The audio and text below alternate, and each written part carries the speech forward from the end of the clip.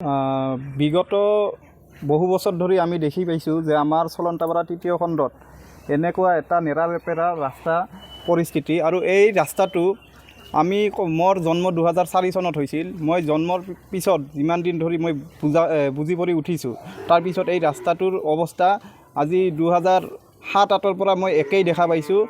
আজি মই চৰকাৰক অনুৰোধ জনাইছোঁ যে অতি সোনকালে আমাৰ এই ৰাস্তাটো ঠিক হ'ব লাগে। কিন্তু আৰু এটা ইয়াতে কথা আছে যে সমষ্টি নিৰ্ধাৰণৰ পিছত অভয়পুৰী দক্ষিণ সমষ্টি আৰু অভয়পুৰী উত্তৰ সমষ্টিৰ বিধায়ক কংগ্ৰেছৰ বিধায়ক আছিল। তেওঁলোক আজিলৈকে আমাৰ চলন্তাপাৰা তৃতীয় খণ্ডত আজিলৈকে তেওঁলোকে ভৰি দিটো পোৱাই নাই। আৰু আমাৰ চলন্তাপাৰাৰ উন্নয়ন যে কৰিছে কোনো মানুহে এই কথাটো হয়তো ক'ব নোৱাৰিব। আমাৰ চলন্তাপাৰাত মানে অভয়পুৰী দক্ষিণ সমষ্টি আৰু অভয়পুৰী উত্তৰ সমষ্টি নিৰ্ধাৰণৰ পিছত আমাৰ চলন্তাপাৰা তৃতীয় খণ্ডত উন্নয়ন একো হোৱা নাই।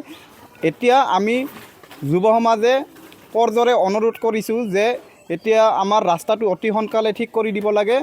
আৰু ঠিক কৰি আমাৰ ৰাস্তাটো ঠিক হোৱাৰ কাৰণে ঠিক হ'লে আমাৰ কণ ল'ৰা ছোৱালীবিলাকে স্কুলত অহা যোৱা সুবিধা হ'ব বা ৰাইজৰ বহুতো সুবিধা হ'ব। কাৰণ ইয়াতে বহু ঘৰ আছে, যাৰ কাৰণে এই ৰাস্তাত এই বাৰিষা পৰিছে। বৰ্তমান বাৰিষাৰ পৰাৰ কাৰণে ৰাস্তাত মানুহ অহা যোৱা কৰাত বহুতে টান হৈ পৰিছে। তো এইখিনিয়ে মই চৰকাৰক অনুৰোধ জনাইছোঁ যে অতি সোনকালে আমাৰ চলন্তাপাৰা তৃতীয় খণ্ডৰ ৰাস্তাটো ঠিক কৰি দিব লাগে। এজনে কৰা নাই, এজনে আজিলৈকে ভৰিয়ে দি পোৱা নাই। আমাৰ আজিলৈকে দুজন বিধায়কে আমাৰ চলন্তাপাৰা তৃতীয় খণ্ডত ভৰি দি পোৱাই নাই আজিলৈকে।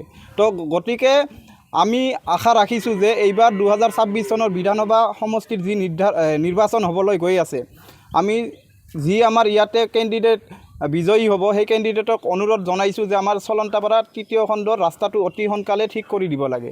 এইকাৰণে নহ'লে ৰাস্তাটো ঠিক নহ'লে আমাৰ বহুত সমস্যা, আৰু এই সমস্যা এইবাৰ যিজন নতুন বিধায়ক হ'ব তেওঁক মই কৰজোৰে অনুৰোধ কৰিম যে তেওঁৰ যাতে যিজন বিধায়ক হওক তেওঁৰ যাতে ফাৰ্ষ্ট কামটো আমাৰ চলন্তাপাৰাত নজৰ ৰাখে। এইখিনিয়ে কৈ মোৰ